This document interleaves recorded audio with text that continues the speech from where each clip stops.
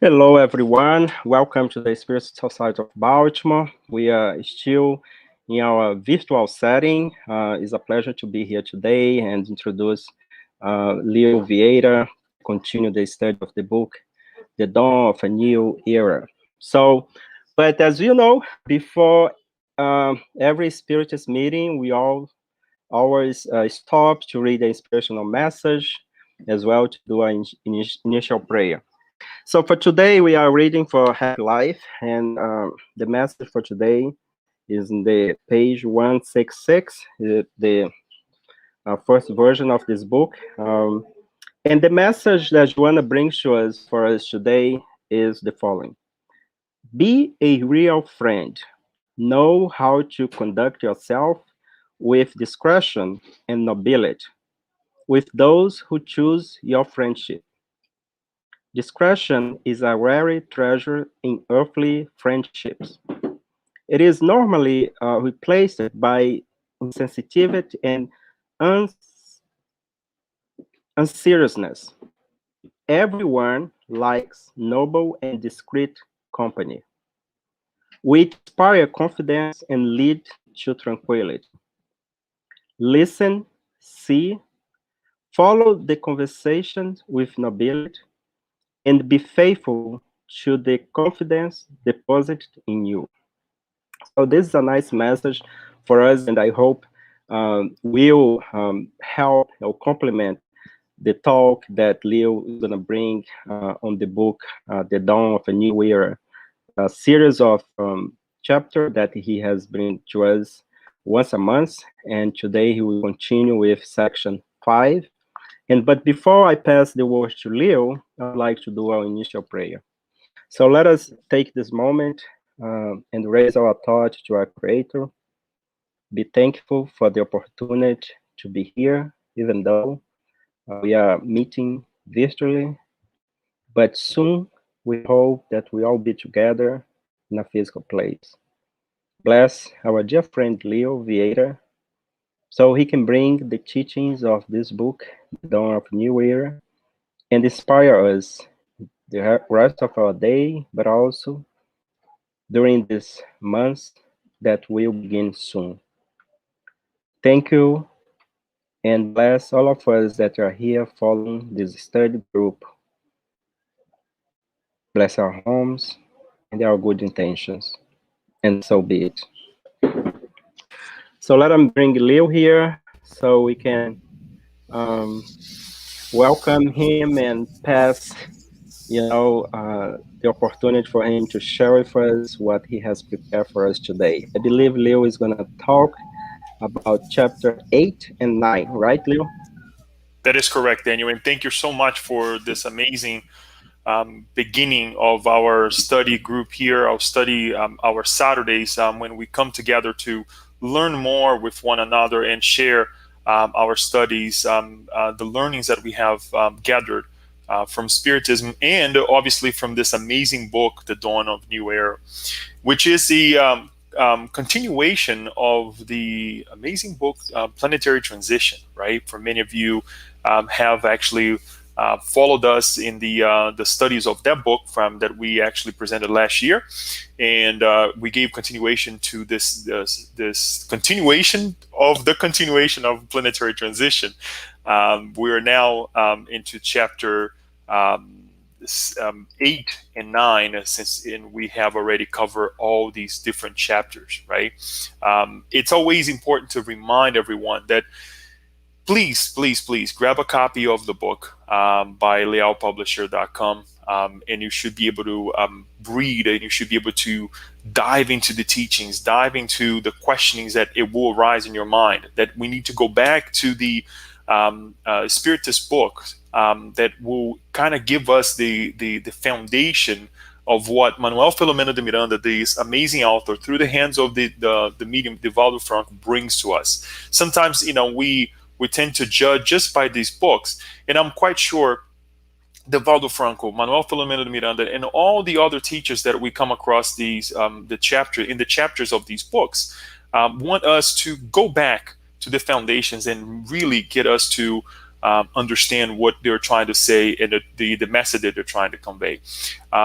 Nonetheless, it's always important to say as well that when we do so, as much as we're doing right now, that when we stop to center ourselves, to pray, to study, we are with Jesus. We are with our Master Jesus, and there's no safe place to be with our Master when we're talking about the development of this work, this transitioning work in our planet.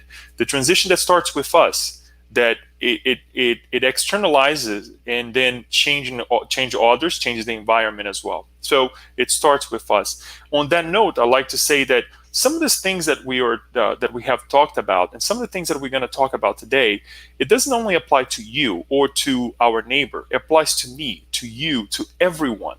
It can happen to any one of us, and it's really imperative that we really consider these events happen in our lives, not exactly the same way that happens in the book or how it's described in the book, but really in different ways. So we're not perfect. We're in this also changing and transitioning to become a better individual, a better spirit, but we're still going through our questionings. We're still going through the difficult moments of our lives. Much said, let us dive into what Manuel Filomeno de Miranda brings to us.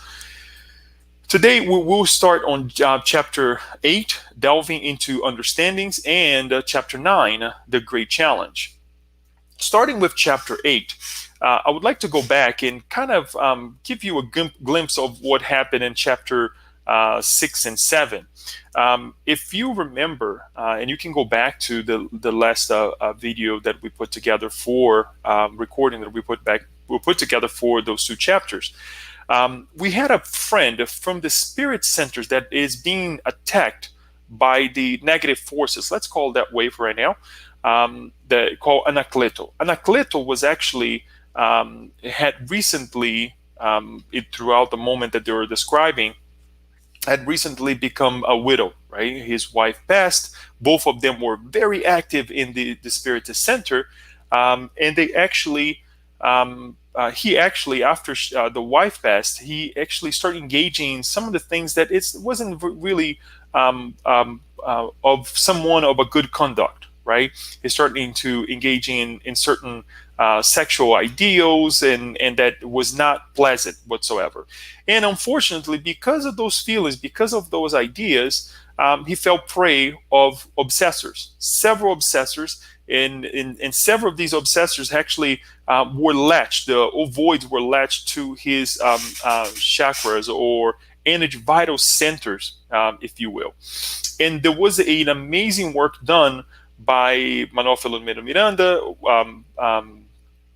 and the other doctors as well. Those are individuals who are helping the Spiritist Center to disconnect some of them.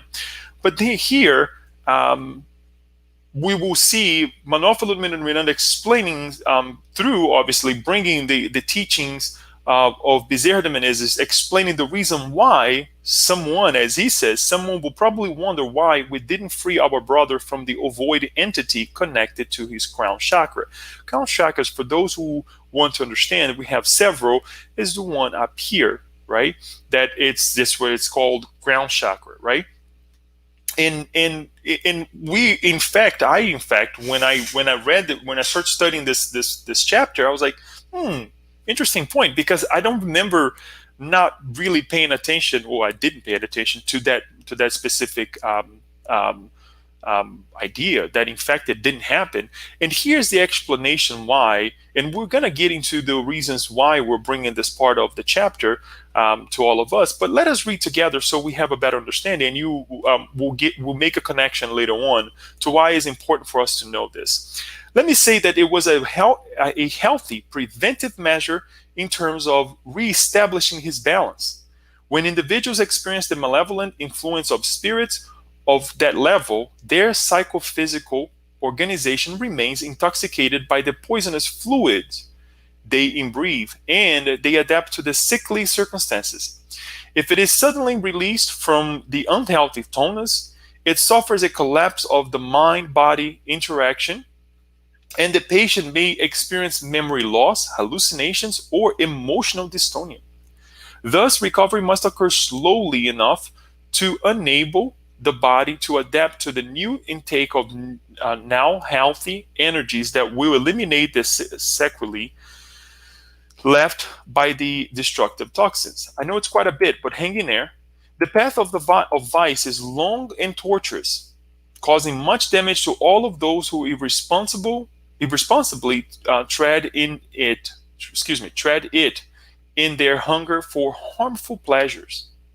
True health begins with dignifying thought that builds strong physical combatants that are always on alert and ready to fight the viruses producing by enemies of the good. The viruses invade the cellular organizations of careless individuals, sustaining theme in the unwholesome desires in which they find pleasure. And then he gives the antidote. Prayer and edifying thoughts create specific antiviruses that protect against harmful contamination. It is always well advised to maintain the mental balance from which emanate the energies compatible with the vibratory field elected for the existential experience. We'll stop right here.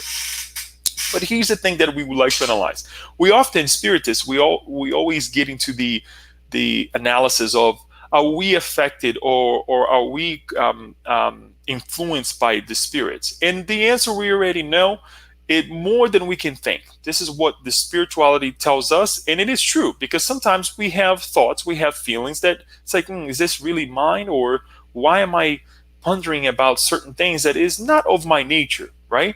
Well, that can be questioned as well, but it does happen, right? When we say that it's not of our nature, that sometimes we may not be vibrating in that area, in that arena right at that moment, but it's still inside of us, and we still have to replace it, as Joanna D'Angeli tells us, with positive ideas, right? So that happens. The influence is there. It's inevitably happening all the time. We are connecting with one another all the time. You're connected with me right now. I'm connected with you. We will connect in the future if you're watching this through in the future.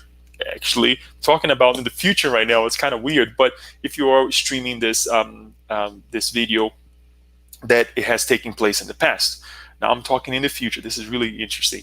But the idea here is that the influence that we have with one another, it doesn't happen overnight. The establishment of an influence, a dark influence, or a very continuous influence, the word already described, continuous, it doesn't start overnight. It starts little by little, little by little. And then we go from the simple, to the blindness of obsessionists, right? To the more blinding obsessions that kind of puts us in very dark situations. So what happens? Can we really think that the transformation will be overnight? In that as the mentors here are explaining to us, that the transformation will happen, and the disconnection with these individuals, these dark thoughts, will happen overnight. No, it may take perhaps the same time, or if not more, to restore the health that is necessary. And that still depends, as much as it depended on the connection between the obsessed and the obsessor in the past, now will also depend quite a bit as well on those two individuals, especially the obsessed mind. So it will take a lot of work. It will take a long time for the disconnection to happen. That is the reason why we brought this, and it's so important for us to help us breaking the cycles of our lives, right? And to bring this antidote that Manuel P. Miranda is bringing to us through the teachings of Bezerra de Menezes, to say prayer. We have to make sure that we pray and we keep in our minds and our hearts the edifying thoughts that creates the antiviruses, because we see also that the physical body, since it talks about the viruses invade the cellular organizations of careless individuals, the physical is also compromised. How? Well, we feel tired. We feel that we lose interest in certain areas of our life, certain things that we have. One of the main things that we tend to do when we are feeling obsessed, when we're feeling down because of an obsession, That may be even a simple obsession to say, I don't want to do this. I don't want to actually correspond to the cycle of life, to get up in the morning, do the things that we have to do, and be agile to the best of our abilities because we're suffering from these obsessions. So it's important for us to look how the mechanism works, right? On how the friend that is actually from a spiritist center also fell prey to the situation that he's going through right now. But there is recovery, right? Because the Manuel Filomeno de Miranda brings to us as well that Bezerra de Menezes says he's going to recover from this. He's going to feel, he's going to remember very slightly what happened in different ways, right? Because he was actually sleeping when he was actually under help, undergoing the help that they provided to him. But he starts showing some, let's say, improvements, and we're going to see this in a little bit. However, it's important to see the reason for the attack. Why was this individual being attacked, and why is this all happening? Let me bring some of the reasonings before, so we can actually dive into the understanding a little bit more. We are serving Jesus, and it is only natural that all of those who make themselves his enemies for whatever reason see us as enemies too, because we are an impediment to their plans of expansion and victory. This still Bezerra de Menezes is actually bringing to us these teachings. They came against the Spiritist Center and its workers. Obviously, this is very I minimize quite a bit here, but he goes into depth of the reason why they went against the Spiritist Center.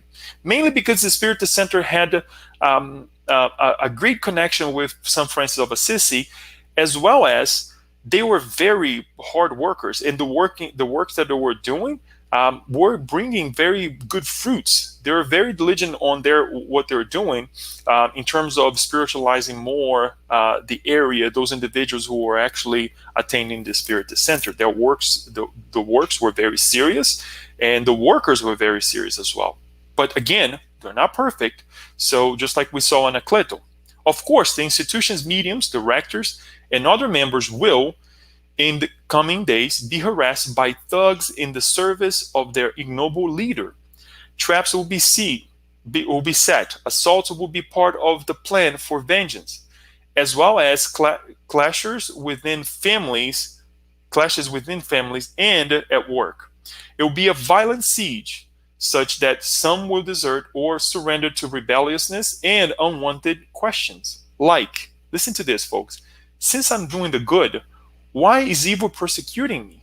Where are the spiritual defenses on my behalf? So in other words, what he's trying to say here is that, look, we're all workers of Jesus. We're all workers of our Creator, right? To improve ourselves and to improve the world as well. Inevitably, because we all fall under the same guidance of the law of progress. And we're going to talk a little bit more about the law of progress here. But on this note, because of these enemies of Christ, because we have these individuals who are persecuting the work of Christ, guess what? If we're inserted in the same ideals, we're also their enemies. And this is not just Spiritist or a Spiritist center. This is any institution. This is any heart or mind that wants to do good. And then the questioning comes where we feel afflicted. We feel that there is an affliction, and we ask ourselves, wait a minute, I'm doing good here. I'm supposed to be protected. This is when we think that only our neighbor suffers these things. Only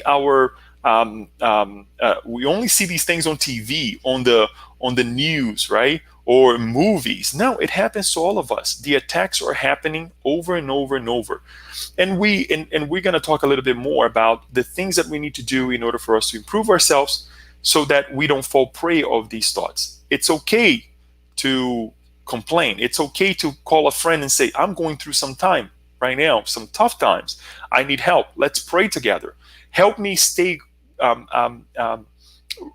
really courageously in this path that we have chosen together, right? It's not easy, friend, but it's something that we must do, and we wish that each one of us can do as well. So we continue so we can go into how Anacleto is going to feel over a long period of time. Listen to what he says now. Everyone has received training and knowledge about what occurs outside the curtain of flesh with regard to the interaction between the two vibrational dimensions in which incarnates and discarnates reside, so that the training and knowledge can be applied at the appropriate time. And now, that significant moment in our lives has arrived. So there is no reason for doubt and inner conflicts, which only open gaps in one's moral armor to compatible suggestions by the enemies of Jesus. Right? So when we have that doubt, when we have that consideration of, you know what, maybe I should actually have some fun. Maybe I should have, things are okay right now. I'm going to start praying. Things are kind of diminished right now. I don't see any imminent threat.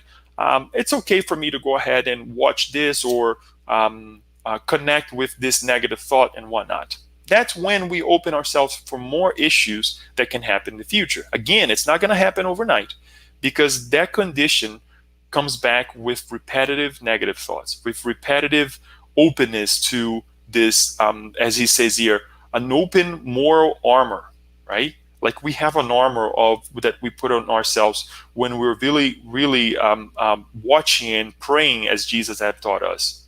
So we have received this training, much like we sometimes like to remind one another when we go through the teachings of our meetings on Monday, right? When we do a fraternal counseling, that we share a message and we tell one another, look, perhaps this is not for right now. Perhaps this is for later on. So make sure that you remember and you go back and read this message again, because you never know when you're going to need it, right? So it's important for us to consider these things, and consider that the reason of the attack sometimes is not us. Sometimes it's because we're thinking of something higher than ourselves, higher than others, right? As we mentioned the reason here. What this has to do with this whole thing, obviously, we understand, but this is exactly what happened to our friend, Anacleto. One more thing here, I did forget, I do apologize. During this time of the great planetary transition, many terrifying phenomena are occurring and will continue to occur. They are the rotten fruit of people's increasingly depraved social conduct, but they will attract people's attention to the change that will provide harmony and true joy of living. So it's going to happen. It's happening right now. We all see it. The deplorable ideals that are presented to us, bombarded at us at every time through social media, TV, and you name it. And we're falling prey.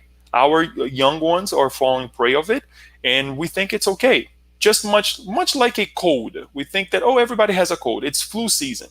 It's okay to have a cold too. No, it's because we didn't actually put the armor that we need. Now with the masks, now the gloves, the different things, washing our faces, washing our hands, showering, and all the things that we need to stop the contamination of a flu.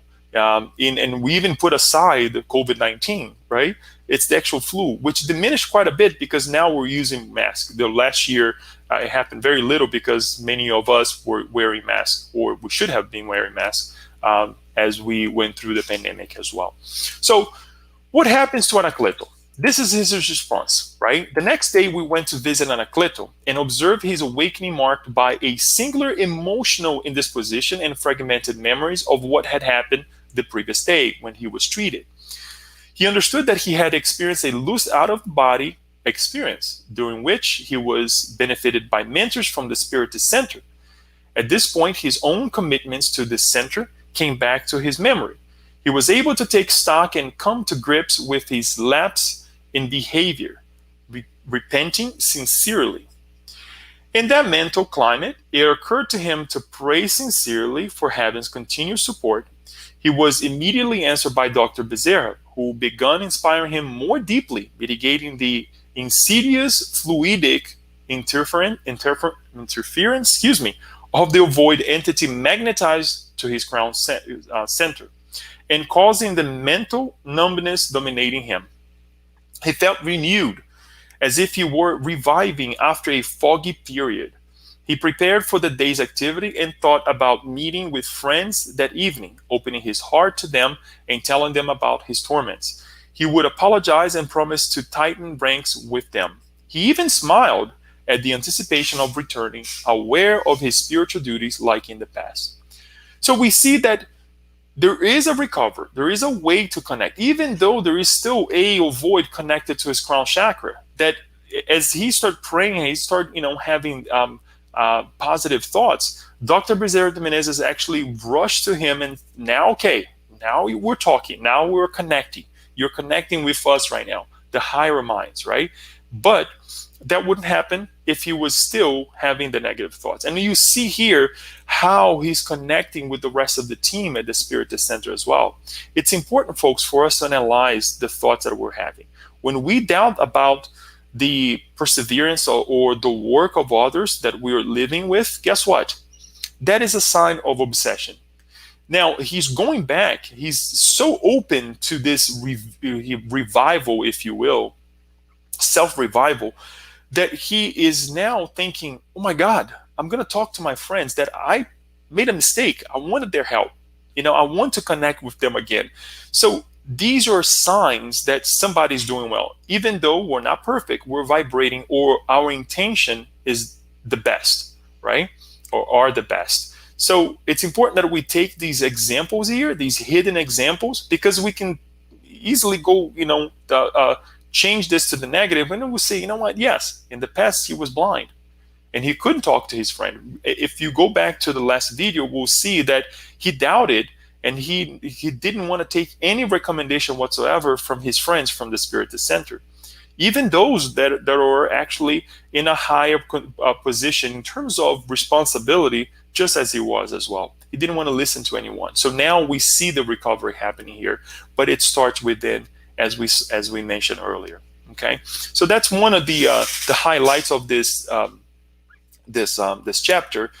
But needless to say, it's not that we want to focus on the negative, but it's important for us to also show that these improvements cause not only the goodness, but also, unfortunately, causes retaliation from those who wants to continue to obsess not only this individual, but also the group in general, the Spiritist Center, the environment, our homes, our families, family members, and so on and so forth. So we're going to talk a little bit about this, not only on this chapter, but the next chapter as well as the following chapters. So it's important for us to armor ourselves with our good intentions, good vibrations, because it's important for us to analyze the threat in order for us to find a recovery.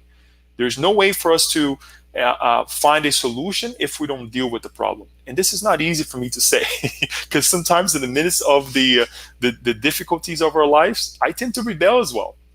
I'm one of these individuals. So like we said before, it can happen to all of us, and we need your help.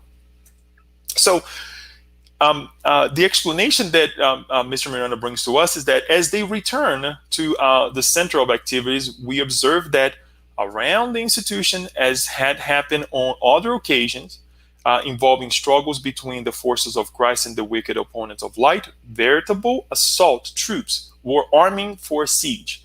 They were attempting to isolate it from the surrounding buildings to prevent help from coming from outside. Look at this. Now they're trying to spiritually involve the Spiritist Center from receiving any help from outside. In their ignorance and presumptuousness, they assumed they knew what they actually did not know, taking measures compatible with earthly strategies. It looked like they were preparing for a traditional battle, where the invading forces surrounding the impregnable and challenging fortress, thinking it will be an easy victory. A number of spirits wearing rabbinical garb and bearing horrible skulls were using chain lashes to control and restrain ferocious beings victimized by zoanthropy, depicting wolfish and canine features.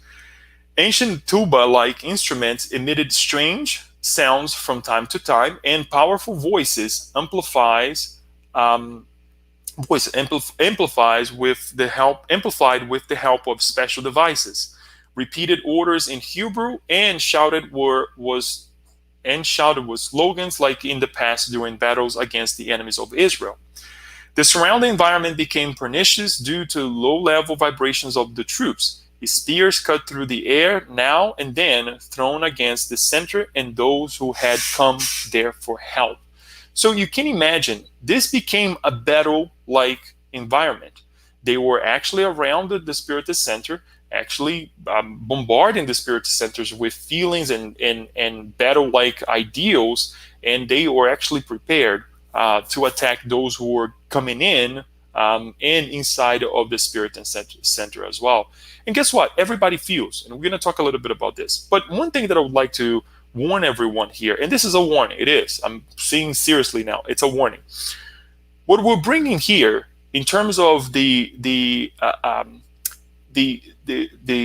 Hebrew ideals here is not the true feelings of the those who follow this or that religion. We're depicting here a Hebrew followers of a specific group of individuals that follows what is not to be done with religiosity, with religion in general. Much like us who follow our Master Jesus, sometimes we take the message and we do things, and we that is not exactly what the master brought to us, like we have done to these individuals in the past. That's why now they're coming back and saying, okay, now we need to now it's our time to disturb you like you have disturbed us in the past. We have studied this in the planetary transition. We are studying now the dawn of a new era, but we're not here to judge those who follow this or that specific religion. We're trying to describe, and I'm quite sure Mr. Miranda is describing a group of individuals that takes the Hebrew thought, if we can say that way, and really transform into something so negative, so detrimental to all of us. Because if we that follow the same God, we actually ought to join hands and say, no more suffering, and say, let us help one another. Let us truly embrace the teachings that we have received. Not really thinking of, oh, this is better or that is better, but truly to say, how can you complement my life, and how can I complement your life to be a better life, right? So I want to give that a warning. I want to give that disclosure there, because I don't want to have created any feeling, or later on anybody comes to us and say, oh, Spiritism is against this or that religion. No, we're talking about a group of people, much like us. Even with Spiritism nowadays, we use it sometimes to really make others feel less than ourselves, and when we have no right to do so.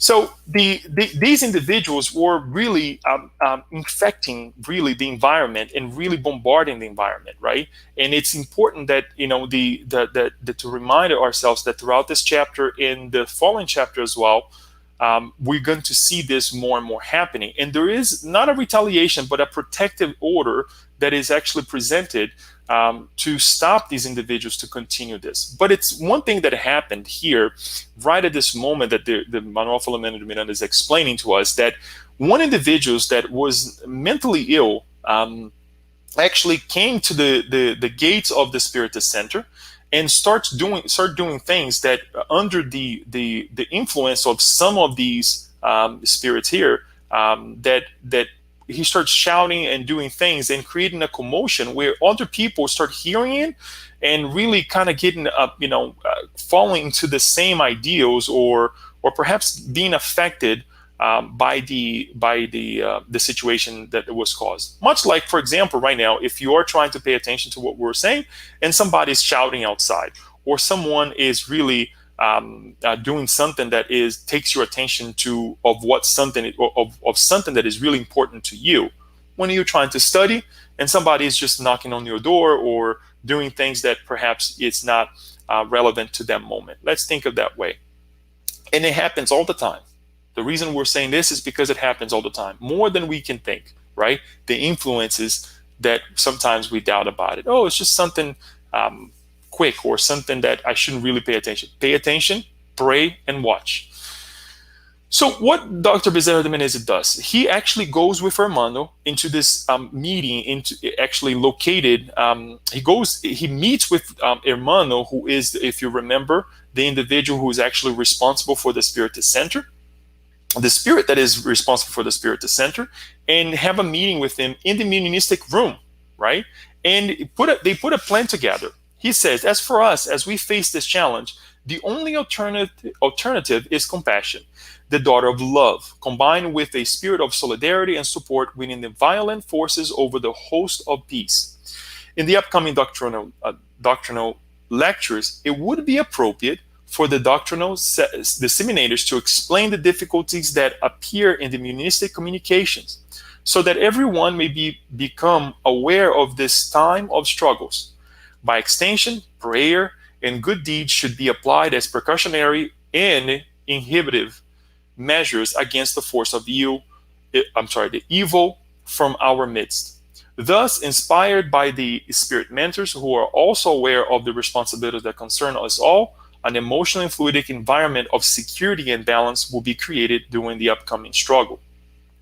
The final battle will be one of love, extinguishing the flames of hatred in those who fan them with their ignorance and stubbornness. May the Lord of blessings bless and keep us in his designs of peace. So what happens is they start working on this progressive ideal of, let us talk about the difficulties that we have when we are working for the good, right? So all the works is actually geared towards such idea. And sometimes we take for granted when perhaps someone at the Spiritist Center, or someone in our lives as well, say, you know what, I had this thought that we should pray more towards this ideal or towards this cause. And we're like, okay, well, again, we take for granted. We don't really analyze that could be an influence from a good spirit saying, pray more for this because it's about to happen, right? Let us stay, again, vigilant in this area because this is what about to happen. And sometimes we say, oh, no, it's okay. So what they did was to, as they present this, the one of the meetings that was actually happening at the time, under the influence of Hermano, actually the individual who was presented brought the red parade and read this part of this of the Gospel according to Spiritism, chapter 15. Without charity, there is no salvation, right? And how important it is for us to think about charity. Charity, as Bezerra de Menezes is saying here, that we need to be confident on this idea of compassion, solidarity, and support to those who are coming against us as well. And it's not easy. Obviously, it's not easy. But as we read, as we come together, as we pray together, we should be able to go ahead and alleviate our difficulties by these teachings, through these teachings as well. So this is basically what's happening. Even though there is a retaliation from the other side, Dr. Bezerra de Menezes and the Spirit guide of the Spiritist Center, they have a plan. They put a plan together to say, look, they think that they're doing the right things, but we also need to defend ourselves, not only in the physical that we're going to see soon, but also spiritually and mentally as well, because everyone in the Spiritist Center is being bombarded by these thoughts. Everyone is feeling the aggravations that they're emitting as well. Let's move on, because we don't have all the time. We wish we did. But then we move into the chapter 9, excuse me. And it says, The Great Challenge. It's entitled The Great Challenge, right? The explanations that we have, it's so, let's say, beyond our thoughts on when Bezerra de Menezes actually bring these teachings to us, right, through Manuel P and Miranda, that it's like, it really blows our minds on how inclusive and how reasonable these teachings are, right, that Spiritism brings to us. He says, undoubtedly, for the world to be transformed, human beings must change for the better, as each one is a matter unit of society. As long as the planet's inhabitants refuse their inner transformation and hold on to their spiritual infirmity, the result of their evolutionary backwardness, no external force will ever change the planet's moral progress. We learned from the planetary transition that we are receiving an influx of spirits from a different, more evolved planet that has no connection whatsoever with planet Earth, to bring advancement in technology, to bring more advancement, right, intellectual advancement, so that we become better human beings. And they're since they're more spiritually evolved, the consequences that's going to happen to our physical structure also is of change, right? So we have quite a bit that it's about to happen in our hands right now, but only if we open ourselves up.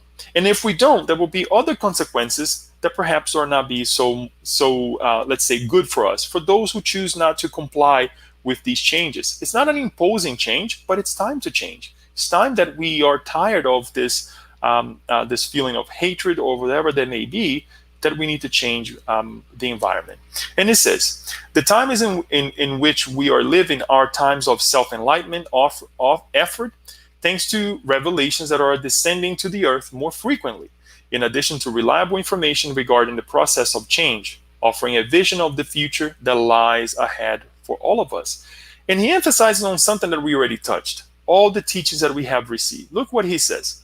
For over 2,000 years, the lessons of the masters of Nazareth has called us to upright moral conduct, peaceful coexistence, and compliance with duties of solidarity and support for those still in the rearguard of ignorance or those suffering the phenomena of renewal through pain, trial, or afflictive experiences.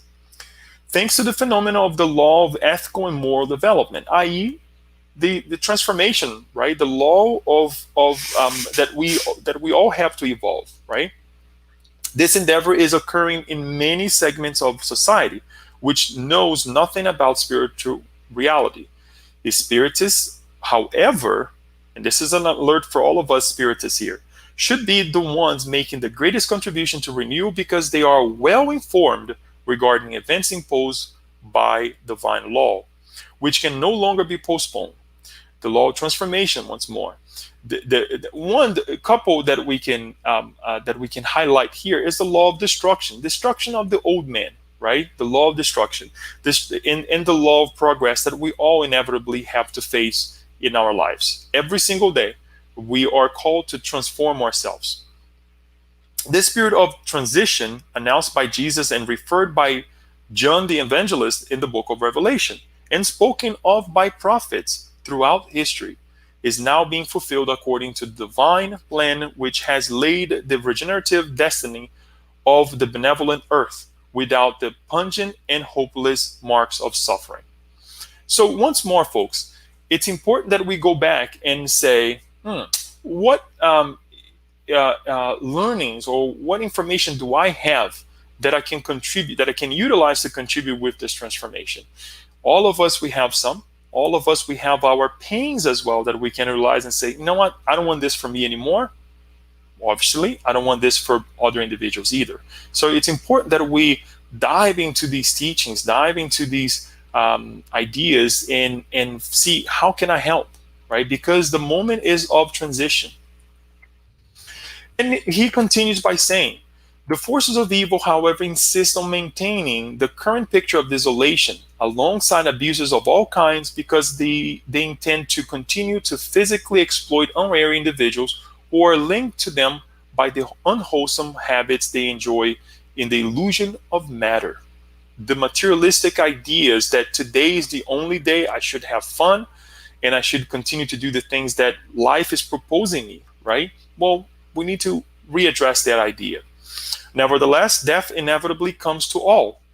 And when they awaken in the afterlife, they are crushed by reality. They rue their wrongs and long for an opportunity to make amends. However, this is the point that we want to bring here. This will not take place on the earth, which will cease to be a planet of trials and expiation, but on one of a lower evolutionary state where they will expunge their evil and moral bankruptcy in a situation that is much more afflictive and bitter. So the opportunity we will have if we don't want to change. However, it will not be in a planet of regeneration. It will not be in a condition that we are giving right now. It will be in an unfortunate, much harsher situation. We will be dealing with like minds just the same way as we are vibrating in these other locations as well. Much like it has happened to Earth at one point when we are transitioning from a primitive planet, into a planet of trials and expiation, like we still are, but we're transitioning to a planet of regeneration right now, as we have seen in other studies, in other videos when we were studying the planetary transition as well. With these teachings, with these explanations, with the work that was happening right there at the Spiritist Center, there were more disturbances. And you may think, oh my God, Leo, more disturbance. Yes, let us look at what happens now. We were all in the room as they were working, observing the start of the lecture by the gospel devoted servant, whose life was a rosary of ennobling deeds. After his prayer, and as he was preparing to speak, we heard a thud and saw that a tormented woman had fallen out of the chair and, in a fit of hysteria, had begun screaming. A spirit connected to her was constricting her genital glands and hitting her in the womb, producing an indescribable sensation of despair. At the same time, it held her in a rudimentary process of mediumistic trance. The unexpected fall and the unusual fit of hysteria in that room dedicated to people's lofty spiritualization caused understandable discomfort in the audience. Kindly but impulsive onlookers rushed noisily to help the woman up, though they had no skills for such an effort. There was unavoidably some unnecessary panic, but trained members approached the woman and applied passes while speaking softly to her spirit persecutors, who was under the mental control of one of the combatants' rabbis outside. So all of the disturbances that are happening inside are under the control of these individuals who are outside. When I say individuals, the spirit individuals that are outside, the spirits who are trying to combat the work that was being done in the Spiritist Center. So you can see a commotion created so that people who was in the audience about to watch someone speak about the gospel, about something enlightening, now is being diverted. Their attention is being diverted to something that is happening to a woman. Rightly so. I mean, people wants to go ahead and help the lady, but now there is this disturbance, and they pick up on that. They see what's going on, and they try to help that individual. So, what to do? Why? I'm sorry. Why is this happening? Well, this lady, as was described by Manuel P and Miranda, she was there for the first time, and unfortunately, she allowed herself to connect with these minds. And then she suffered this unfortunate obsession right at that moment because she was also trying to change herself, right? But there was a connection established there. So they start to help the lady, and they start to take a higher measure in order for them to protect themselves a little bit more. But before we go into these higher measures that happen, which is really interesting, let us actually explore this area a little bit more of how we are being influenced by these minds as well. Okay, folks, we have an isolated case here. When I say isolated case, a Spiritist Center. And we can say, but Leo, does it really happen to our lives? Again, I go back to the answer that the Spirit gives to us: more than we can think, right? More than we think in terms of the influences that we have, that we receive, or that we are, when we are connected with other spirits. Suddenly, amplifying the loud and disruptive noise of the tubas, I heard the strange echo of an unfamiliar instrument, which produced a significant amount of discomfort due to the vibratory charge it emitted. Listen to this. Now it's a sound that is being emitted. It actually is disturbing the environment.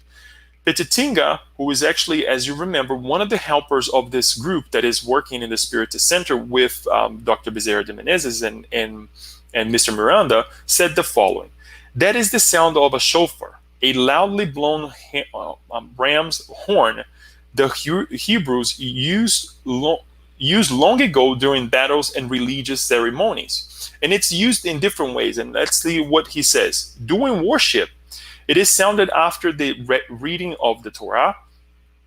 It is considered one of the oldest instruments known and can have various meanings depending on the tone sounded on it.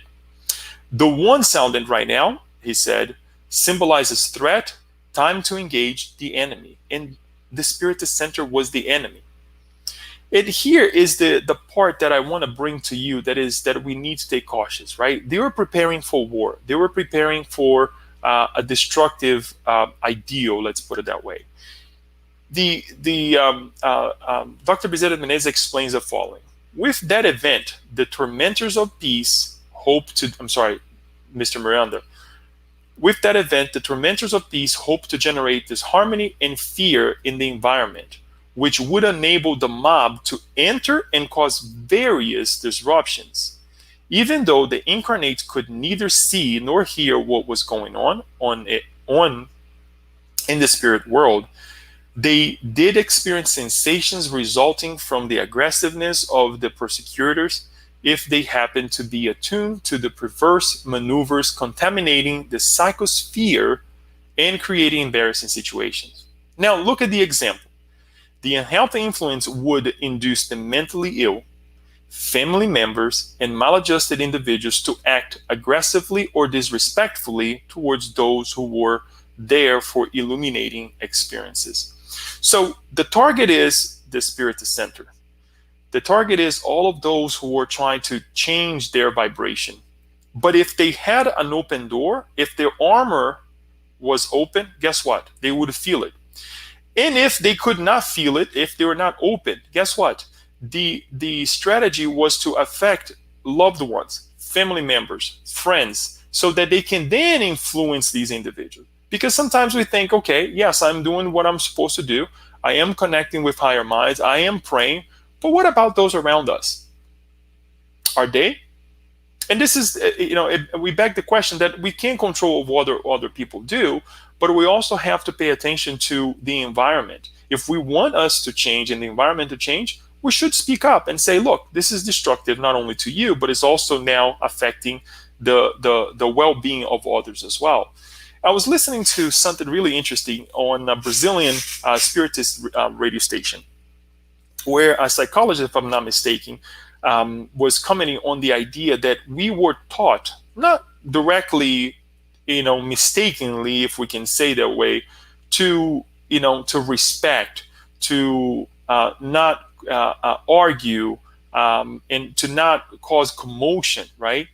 But one thing that we forget is that we should cause commotion. We should alert one another when something wrong is about to happen, when we see destructive forces happening in our lives and around us. Because if we don't say so for the sake of, oh, I don't want to create a commotion, guess what? The commotion will come later on because we did not address the issue when it was supposed to be addressed. And she was explaining so eloquently about this idea of we should speak up. We should talk with one another about the destructive forces that could be affecting all of us, right? But for the sake, again, of, oh, no, I don't want to create a commotion, we don't say anything because we think it may be disrespectful. Disrespectful are the consequences, as we can see here, that can happen if we don't pay attention to these destructive forces. So we urge one another to really pay attention to this. And it's not that we're going to live in fear. It's not that we're going to take a step and think about, of what the things could happen in terms of, no, I can't move forward because people are watching, or I cannot do goodness because I'm actually now prone to retaliation from these minds. We should stay steadfast on the idea that we should work together. We depend on one another, and the well-being, my well-being also depends on the well-being of others, right? And yes, rest assured that there is help. Listen to what is about to happen, and that it happens in as Dr. Bezerra Menezes sees that the threat is increasing, and they are not backing down. Dr. Bezerra Menezes was concerned and conveyed it to Hermano and the rest of the team, of our team, excuse me. And he says the following: let us focus on Jesus and ask him to assist us with a phalanx of operators from our sphere. When I read this, I was like, what is this? What is he talking about? The presentation continued, as did the audience attentions also continue to pay attention to what was happening, because they saw that the lady, the woman was helped. Our work group and our center spirit director continued to concentrate, praying fervently with absolute faith in the incomparable master. Suddenly, a powerful light descended and filled the whole environment. Within it were a number of spirits that had been male while incarnated, wearing beautiful medieval garb. They were accompanied by others in less formal attire. They introduced themselves to Dr. Bezerra as specialists in buildings and defenses. This is, don't look. I mean, you may be looking at us like, Leo, what are you talking about? Well, read the book. This is actually Dr. Miranda explaining to us that these individuals came to help. And in the midst of this turmoil, Dr. Bezerra is, with all his condition to help, starts to pray fervently to our Master Jesus, and he receives the help. And these individuals, these spirits come to help. They are actually specialists in buildings and defense. Look what they did. They are a group of, let's find out who they are. They are a group of mental creators skilled in constructing buildings. The head of our group informed us. Some of them belong to the ancient order of the Knights Templar, who are still dedicated to the aid of those who suffer and are defenders of all those who have given themselves to Jesus. They are advised by modern engineers who specialize in constructions, and we have them in our spiritual spheres. As we have them in our spiritual sphere. They all smiled cheerfully and began their work, which entailed a number of them concentrating mentally, causing material to appear from the cosmic fluid. So as if we're here and things were to appear, right? And that's what's actually obviously happening in the spiritual realm. Those in the audience, the incarnated ones, couldn't see, but this was actually happening behind the scenes. Others used this material to construct a large rectangular building whose base sat in the conference room of the Spiritist Center. So what did they do? As you can see here, this watchtower, they built this watchtower that was actually, as Mr. Miranda says, bigger, much bigger than the Spiritist Center, the physical Spiritist Center. And from it, actually, they start to utilize these magnetic rays to actually send or to projectile towards the individuals who are attacking the Spiritist Center. You don't shoot the messenger. It's right here in the book. I didn't bring that, but I wanted to disclose this to you, that the treatment used and explained by one of these spirits who came to help was that more of deterrence than making feel pain. And obviously, for those who are more let's say ferocious in their endeavors, they would actually increase the level of magnetic force in order to maintain them away from it. And they explain that as they're being the rays are sent towards them or attacking them, there were also other measures are being done in order for them to be rescued as well, if they allow themselves to do so. So it's not that there is a retaliation in terms of mistreating these individuals, but unfortunately, because the way they vibrate, this deterrence measure has to be taken in order for them to alleviate the environment. Because now we have to understand that it's not just one individual, it's not just one spirit or a Spiritist Center, it's the collective, right? Now it's many individuals who are trying to help themselves and help one another through the work that is being done in the Spiritist Center, right? Because if they don't take these measures, then the work of Jesus, the work of harmony, compassion will not happen, right? So one may think that, Leo, is this something common? Perhaps not as common that we receive in the Spiritist literature, but obviously defense is a right that we all have. Not the defense that we argue here on planet Earth, the way we see on planet Earth, but the ability to defend ourselves while we're trying to help as well. In the book Action Reaction, we will see, I believe in chapter, Kirsten, if she's listening to us right now, she'll probably help me better because she remembers better the number of the chapters better than I do. We did an amazing work together where we went through all the chapters of the book, Action and Reaction, and you may actually Google or search through the works of the SSB. I believe chapter 3 also it is described how the Spiritist Center, right, Mansão Paz, right, is actually enveloped by laser rays, where it's actually trying to control, when they were trying to control the invaders as well, since they were located in a very low density location in the Umbral, right? So there were attackers that were actually being, we can say, tased, for lack of better words, and they were also being tased with these magnetic rays to maintain them away from the location. So this happens, and they were advised by these higher minds that they will stay until the surgeons, if we can say this way, stops as well. So then they will be able to leave and to go on with whatever they have. But my point here, and one of the reasons that we would like to share with you this part, is that Dr. Bezerra Menezes sees the imminent threat, right? And he does something about it. He doesn't just sit there and say, "Oh, it's okay. We'll be fine." No, there is actually countermeasures that needs to be taken in order for us to protect ourselves. But it's important to say that Bezerra de Menezes has the condition to do this. And you may say, "Leo, so I'm not Bezerra de Menezes. I'm not a highly evolved spirit." That is the reason why we have to do more and more and more, right? No wonder we saw here earlier the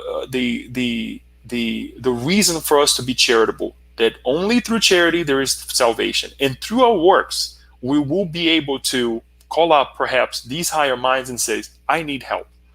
I need some kind of help in order for me to go ahead and deal with the difficult moments, deal with the difficult minds that are attacking not only us directly, right, because we have our past, but also because now we have chosen to do something more enlightened to our lives." So we hope that perhaps this has not caused you to, let's say, like the movie, Little Chicken, I think, when everybody's running around and says the world is going to come to an end. No, it's not that. It's quite the opposite. It's for us to fortify ourselves and to encourage one another that there is a way out, but we just have to want this and ask ourselves, how much do we want to change in order for us to also permanently seize all these negative things that is happening on planet Earth, that, as Kirsten have mentioned to me in, about a couple weeks ago, it's like, we're so tired. We don't want to come back to a new life, in a new life that we have to fix things that we couldn't fix right now. And it's so true. Why utilize energy to fix something? Let us utilize our energies to do it right.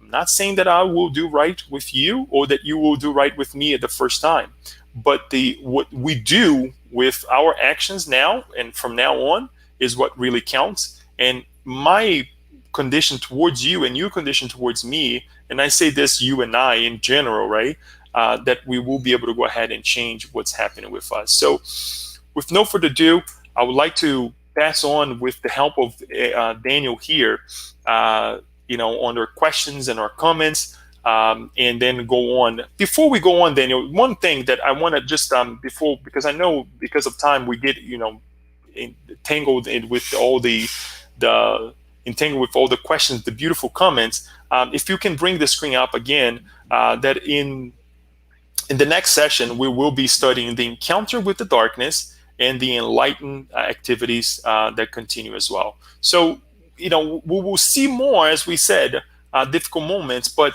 the work is long. The transformation is very long, because we have endured in this pathway for quite some time. So rightly so, the countermeasures and the antidotes have to be applied for quite some time before we see some progress. But with no further ado, I'd like to go ahead and open up for some comments and questions together. Excuse me. Thank you, Leo. Excellent presentation. And as always, it seems that every chapter we touch in this book become more interesting, right? it was, I mean, by listening this chapter 8 and 9 and follow all the explanation and the mechanism how um, I would say the dark side of ourself can contribute, and but at the same time for those that has not yet opened up for the light or for the spiritual evolution, wanted to stop those that wanted to do the good work, right? So let us go to our friends here. Of course, some of our friends here from the SSP, they are here. I just wanted to post the Rosema is say hello, friends. Good evening. Also, Albert is here. Antonia, Kirsten, and I believe other people that has not greeting you and thank you for this beautiful presentation and kind of like bring the main highlight of this two chapter. So let me see. I mean, we have a couple of questions here. Yasku always brings some questions, and I would like to post her question. She says, "Yes, if we are in the good work of Jesus, why the evil attack is effective? Is it a non-genuine Christian service that we are provide all in?" So I think she's mentioned in the beginning of your chapter 8, where like we all have that question why we are doing something here related to the work of Jesus, and suddenly we are being bombarded for those attacks. So what is this? How do you respond to Yaska's questions? I will take this question and I will promise that we need to talk about this more effectively in terms of having a whole moment, a 1 hour discussion, even more to talk about this, because the question itself brings different questions to our minds, right? And I'll start with the second part of it. Is it a non-genuine Christian service that we are providing or in? Well, that really begs another question. So, in order for us to work for Christ, we have to be perfect. We have to be more genuine. No, we're all going through our transitions, right? We do what we can. We offer what we have inside of us. And Jesus is not asking for perfection. Jesus is asking for a good heart, a good intention, right, towards one another. And not necessarily that's going to happen every time, right? So we really have to understand that perhaps the good that I'm trying to do, yeah, it's not what Divaldo is doing. It's not what Chico Xavier has done, Mother Teresa. It will take some time before it gets to that, but it's what Leo can offer, right? My poor presentation here for 1 hour is what I can offer, and hope everybody will get something out of it, or at least something. At least go and buy the book, to read. So that's one point, right? We also learn from this the Gospel according to Spiritism on the teachings of the prayers towards the end, and that's item 84. That the prayer in itself, talking to the obsessing spirit, and it says, look, if the individual is going through an obsession, it's because God allows it, and there is something for that individual that is being obsessed to endure, right? So it's not that God wants to see the obsessed spirit or the obsessing spirit obsessing this or another spirit, but it's something that it's a consequence of it's action and reaction. There was something open. Secondly, it is also explained to us through the prayer that if God wants, that will cease to happen. When that obsessed spirit does not need to bear the obsessive ideals of the obsessing spirit, that will cease to happen. And it's given to the obsessing spirit the ability for him or her to free that individual that they were obsessing. So there is a reason why, and God is in control. I know it's very easy, it's very hard for us to see it when we're going through the turmoil. But the thing is, if it is effective, it's because perhaps we're not really applying the effective countermeasures that actually is being proposed to us here, which is prayer, which is actually the maintain a healthy thought, a healthy feeling. And one last thing that I want to add, Yasko, to this whole thing, which is also something very dear, in other words, hard for me to understand. is that, and no wonder I did also a study on the book by Emmanuel, right? By the thoughts, by feelings, and one of the chapters talk about something very interesting, which is we do not have control of what others are doing. We don't. We barely have control. We do because we know ourselves very little. So when others do something wrong, guess what? It affects all of us. If I go and do something right now that is detrimental to my person, me, Leo, I'm quite sure you will feel it because we have a connection, right? But you have no control, and that sometimes really puts us in a tough situation because they can be serving these negative minds, and we have to be vigilant. We have to help one another to pick up one another and say, yeah, Leo, like they did with Anacleto, you dropped the ball. But what do we do from now on is what's important. So very good question. And I would like to take this as a challenge for us to talk more about in the future, because don't doubt yourself. Let's not doubt one another when we are doing the work because we're going through this or that situation. We have our past individually and collectively, but most importantly, we also have our Master Jesus, who with no reason he received the blows that he received it, even from those who lived with him, who shared a moment with him. So thanks for the question.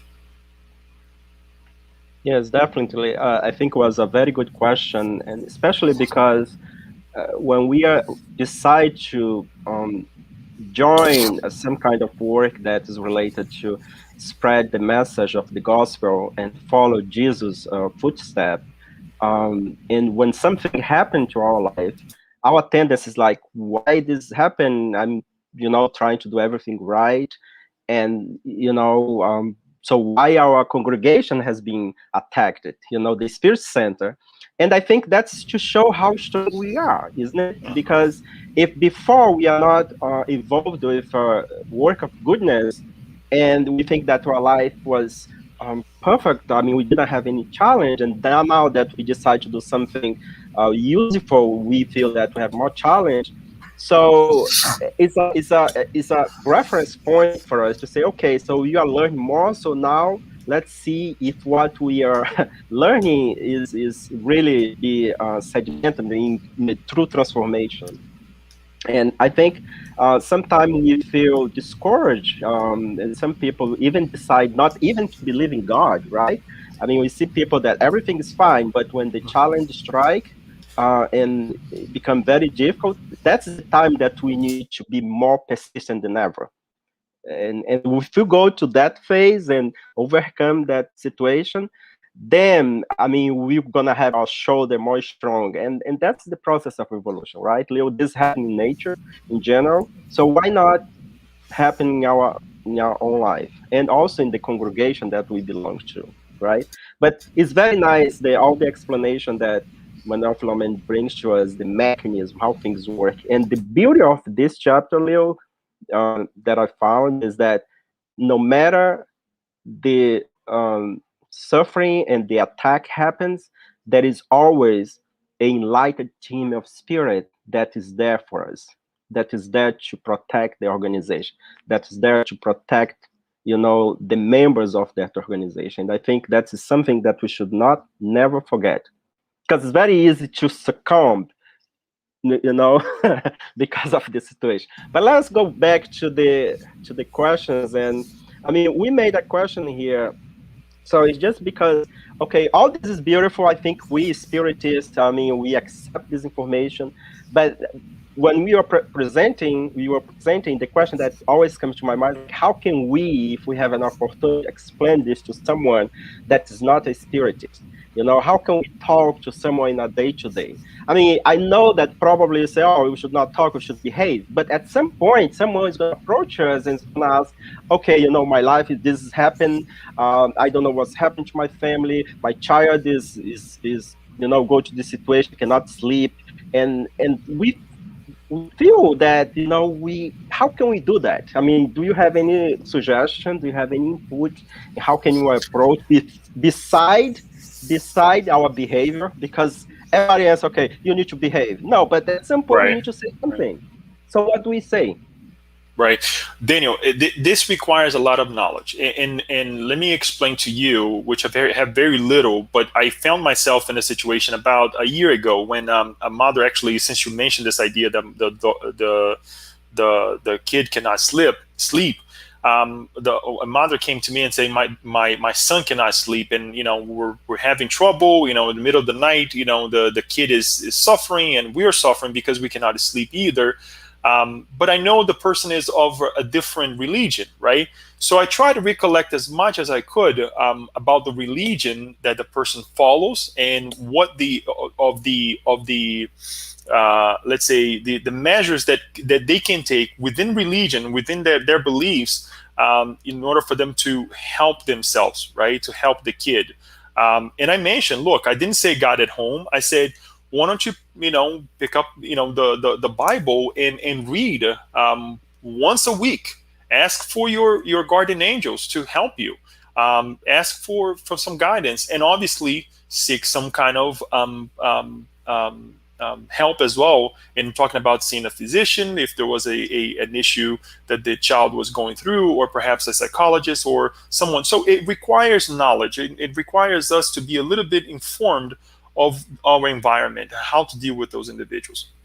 The other thing that I would say, it's not being simplistic, but to also analyze what would you want the outcome to be, or how do you want to change the situation, and what are the tools that you have available to you. And the person quite sometimes will be able to say, and perhaps to analyze as well when possible, what do you think it's causing this, right? Because they also have their mentors, but sometimes their mentors cannot access them directly, and through that moment we can be the individual that it says, okay, what do you think could have caused this? And then we open the individual up.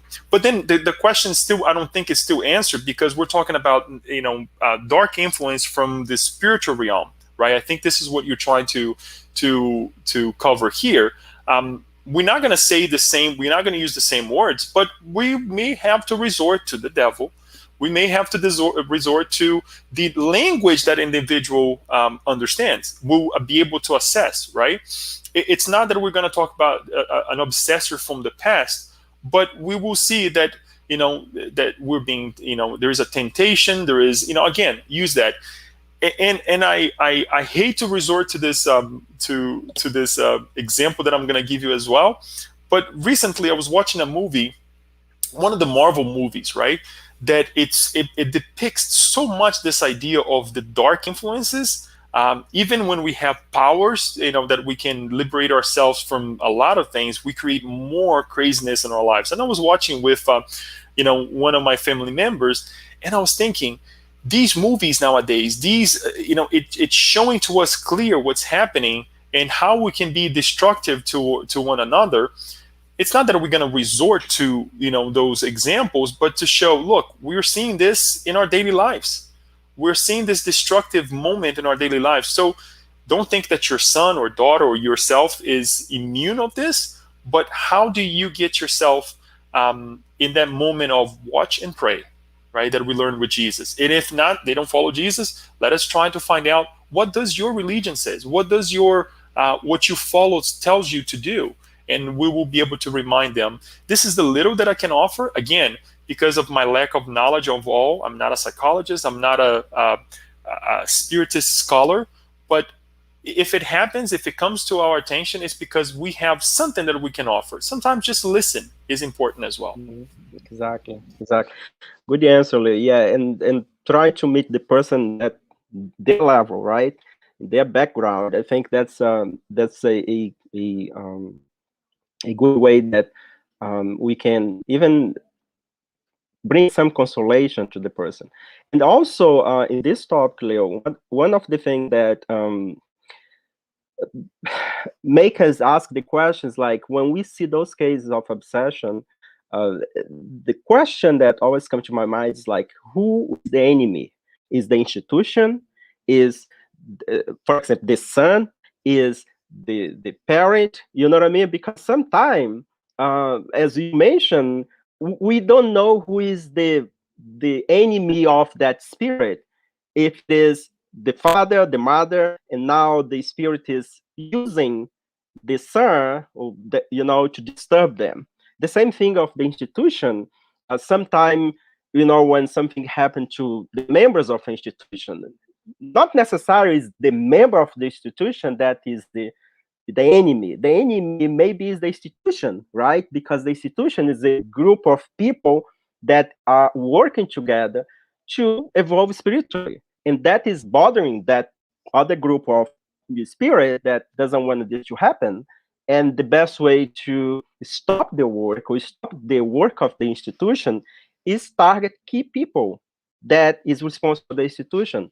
I think that's a great reminder for all of us. I mean, we in Spiritism, we pretty much have this idea because all the study that we have been doing, and what we have been learning in the Spiritist codification, but also in the series of Andrea Luiz and Manuel P and Miranda, always point to this. I mean, the evolution of the a single individual, but also when we get together, it seems that evolution go faster, right?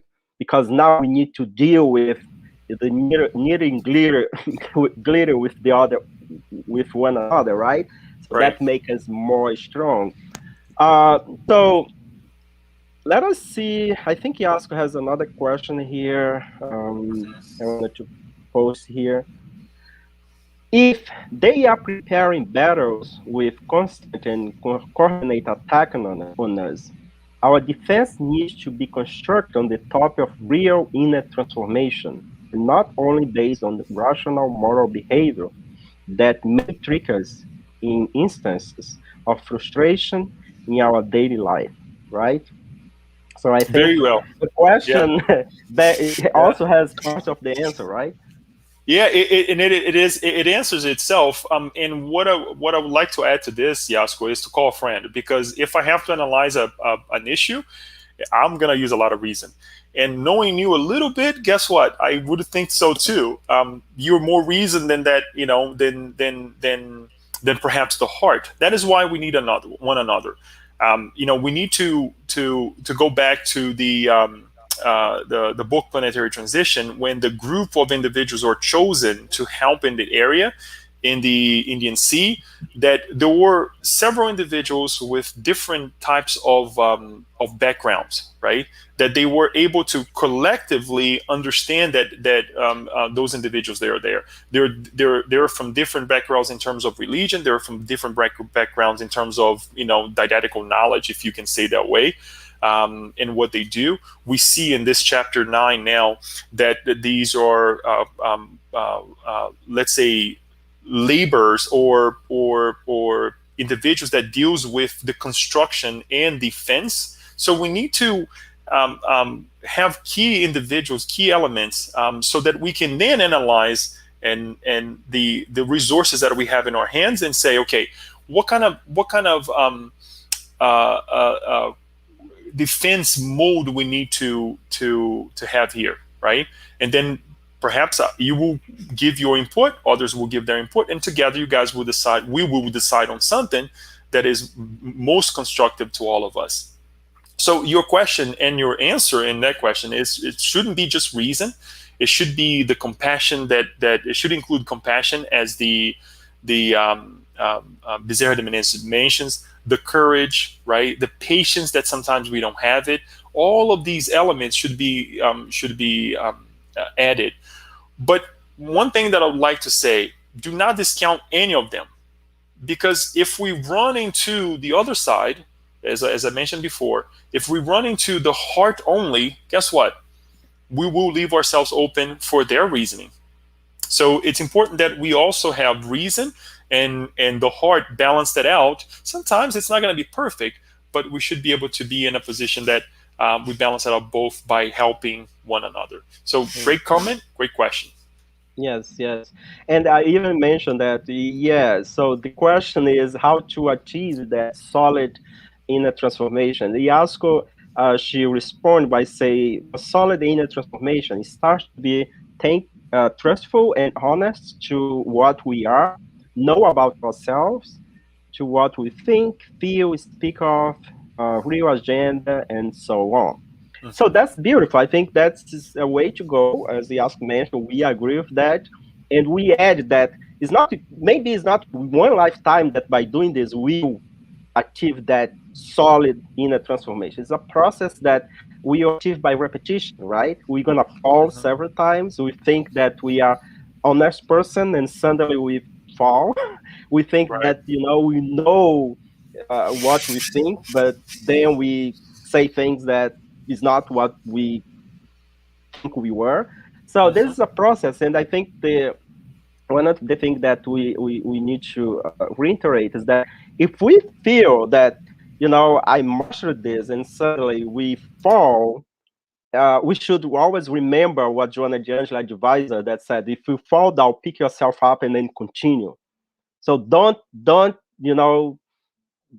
stop it try. If didn't come the way that you think, if things become, you feel shameful because now you thought that we mastered it, but now you know that you don't discourage. I think the word is no stop, always continue, and resort in prayer and friendship and ask for support, right?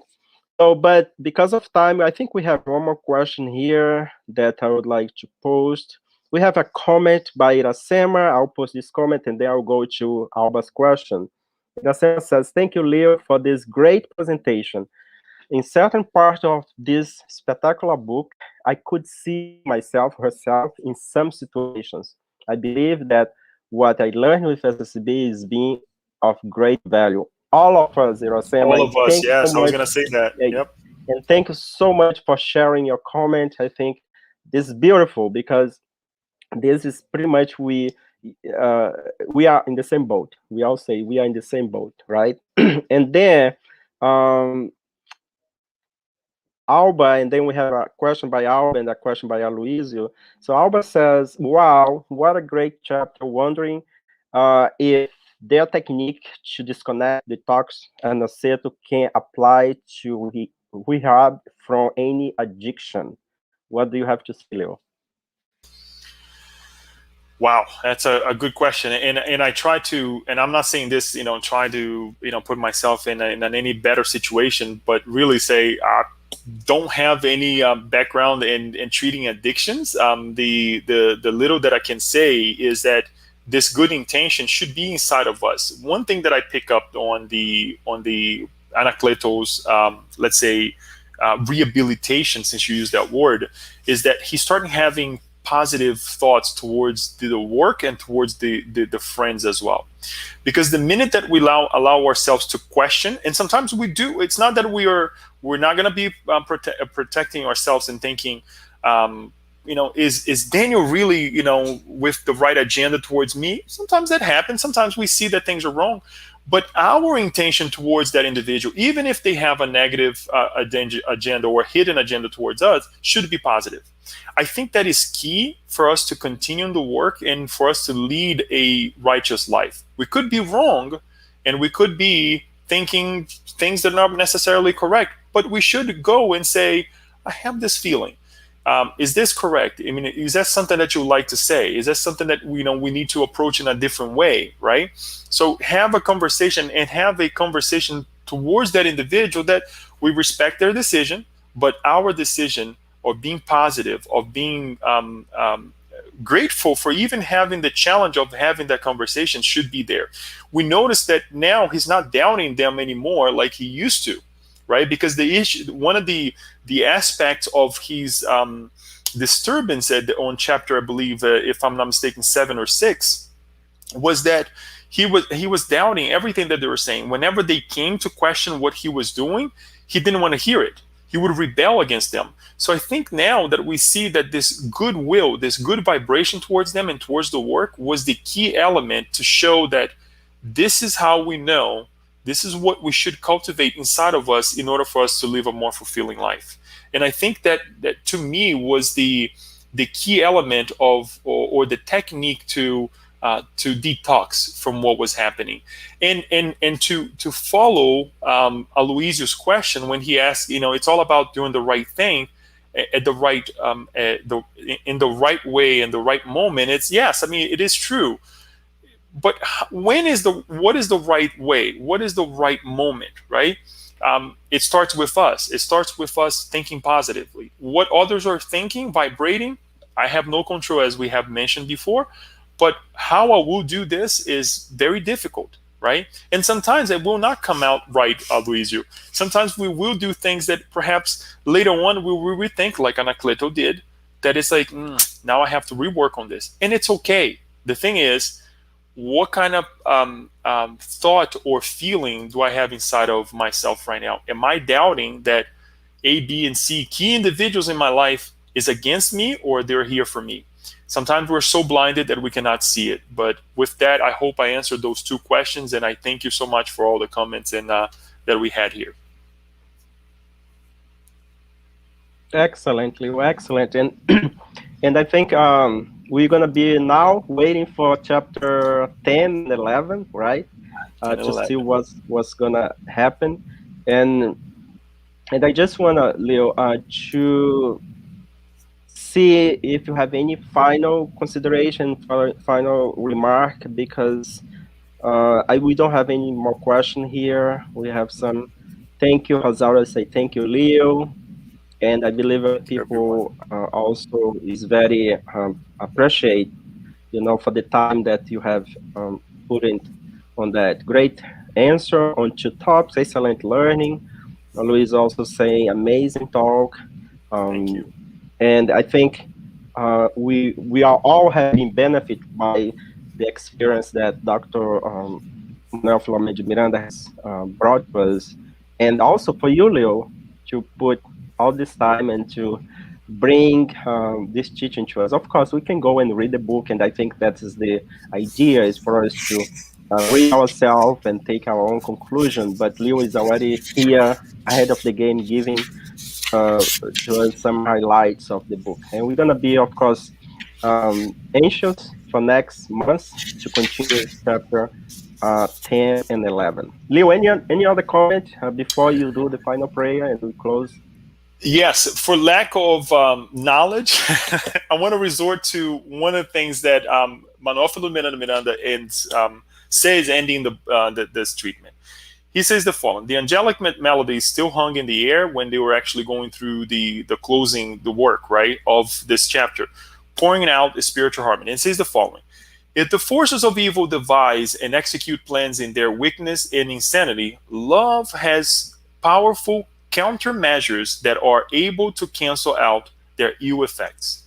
As we ponder the wisdom of high order spirits, their dignified methods, and mercy towards offenders, we were overcome with increasing emotion and commitment to devoting as much time as possible in charity towards our neighbor, which ultimately meant charity towards ourselves. When you said that, me putting this work, I'm the one learning here. I'm the one, really having to sit down and analyze these things and really trying to break, the old habits of not reading, of not, putting something constructive, especially when we're going through the turmoils of our lives that you and I are going through. So a great, thank you for stopping and listening and asking everyone to continue to pray for one another. Because this is important not only for you, but also this is important for me. And towards, thinking about charity, towards others is really charity towards myself, because hopefully now you have a better understanding of what influences are, and you can diminish the influence for yourself and consequently diminish the influence for others as well. As our dear friend said to us, that perhaps she see herself in this, in this turmoil. We all do it, Asema. We're all going through this. So let us continue to pray. And I thank you so much, Daniel. That is all that I have to offer. And I thank you so much for this time. Great, Leo. Thank you. Thank you, everyone, for following us. Leo, would you mind to do our final prayer? No, not at all. Let's okay. Work together. Yes.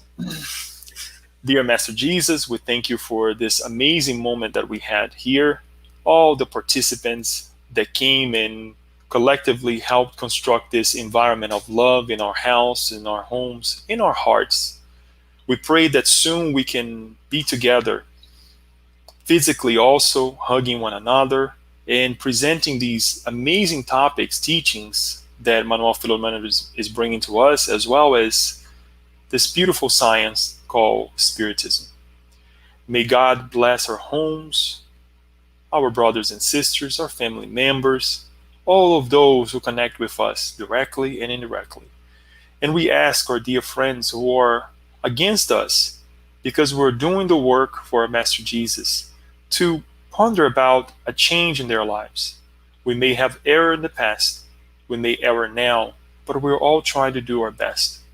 Let us have a positive ideal towards one another, towards ourselves, forgiving, forgetting most of the time what has happened so that we can construct a new beginning for all of us. We're thankful for this amazing opportunity. We're thankful for one another and for all that is to come. We thank you, and so be it.